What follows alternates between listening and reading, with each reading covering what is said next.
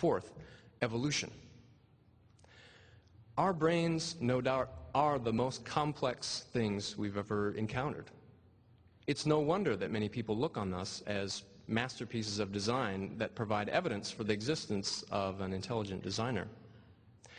But if we actually look at how life came about through biological evolution, we find a number of features that are extremely unexpected given theism. The evolutionary process is massively wasteful and inefficient. When people create something, we try to devise the best design in advance and then build the thing according to that design. Natural selection, the main engine driving evolution, it creates by randomly trying a huge number of possible designs and then discarding all the errors. Well, this would be like an engineer who tried to build a bridge by randomly trying every possible configuration, letting it collapse until through dumb luck one stays standing. Well, that's not design. That's crazy. Additionally, because evolution must operate by making gradual modifications to pre-existing structures, it leaves organisms with many traits that are functionally useless or even dysfunctional. Take human beings, for example. The openings for breathing and swallowing are so close together that we often choke. They didn't have to be that way. Our appendix, apparently useless but prone to infection, sometimes life-threatening. The birth canal is too small, increasing the chances of injury, even death during delivery. The list goes on. What's more, we know that almost every single species that has ever existed on Earth went extinct. Every museum of natural history is a junkyard of failed experiments. If we had commissioned the designer who did this, I'm afraid we'd give him the Donald Trump. You're fired. The wastefulness, inefficiency, and imperfection of biological evolution are more likely on the assumption that it is a blind causal mechanism with no mind and limited powers than on the assumption that it is the instrument, somehow, of an all-powerful, rational intelligence.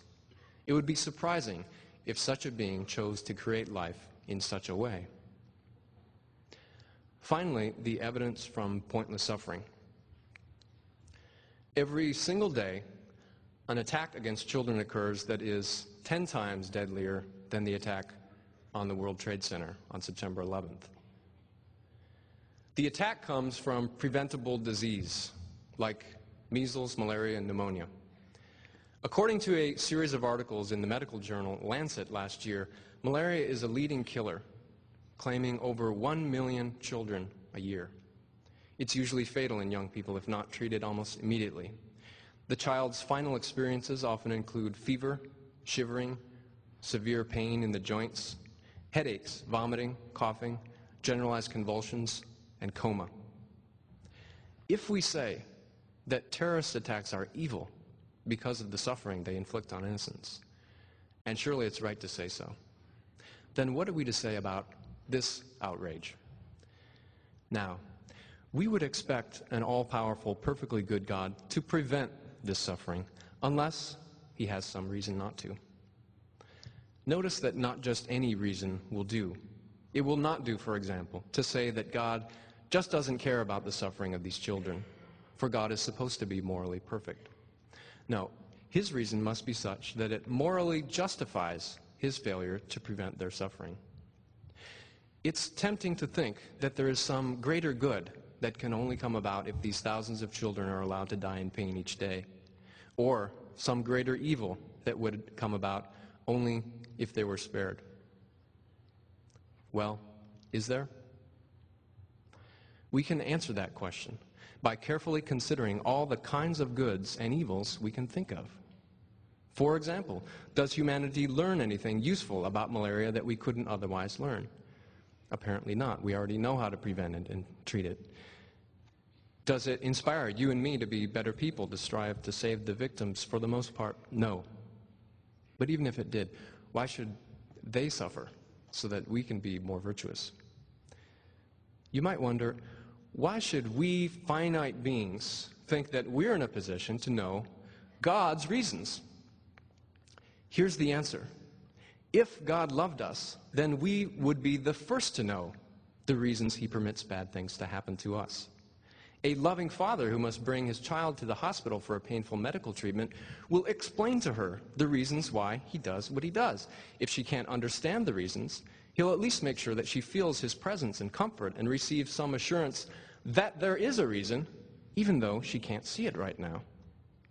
So there is every reason to think that we especially should be aware of any justifying reasons that God has. What we in fact find is that many of those who undergo terrible anguish, such as Holocaust survivors, report feeling totally abandoned by God in their time of need. Of course, many victims of disease, starvation, and natural disaster die very young, having never even believed in him. So, if, after considering the matter carefully, we are unaware of any kind of state of affairs that would justify God in permitting suffering of this kind, we can reasonably conclude that there is no such state of affairs. But it follows that there is no perfectly good God. If God were here with us, then something must justify the suffering of these millions of children. But ask yourself, can you really believe that? Can you really believe it is anything other than a tragic, pointless disaster? To conclude, have we proven a negative? Well, the word prove is tricky. Sometimes proving means offering reasons that establish a claim with certainty beyond any possibility of doubt or error. It would be nice if all questions could be resolved with this degree of certainty. But in fact, almost nothing we can know, including our scientific knowledge, can be proved in this sense, except in logic and mathematics perhaps. What we can do, and what I have tried to do, is to indicate a body of evidence that when taken as a whole makes atheism significantly more reasonable to believe than theism. The hiddenness of God, the success of the naturalistic sciences, the physical embodiment of minds, the carelessness of the evolutionary process, and the abundance of pointless suffering and the lack of God's comfort in the face of it all make atheism more probable than theism. The world would not be this way if theism were true. The world would not be this way if God existed. Now, I haven't commented on whether there might be evidence in favor of theism as well. This is Dr. Craig's task, and I'll be examining some of his points shortly. But as you consider his arguments, I want you to keep in mind that what the theist needs to establish is not merely the existence of a transcendent person who's perfect in power, knowledge, and goodness. As the Bible said, even the demons believe and shudder. No, Craig must establish that this divine person loves us and merits our love and worship in return. Having not yet heard Craig's arguments at this stage, I'll just conclude that the evidence clearly favors atheism over theism. Thank you.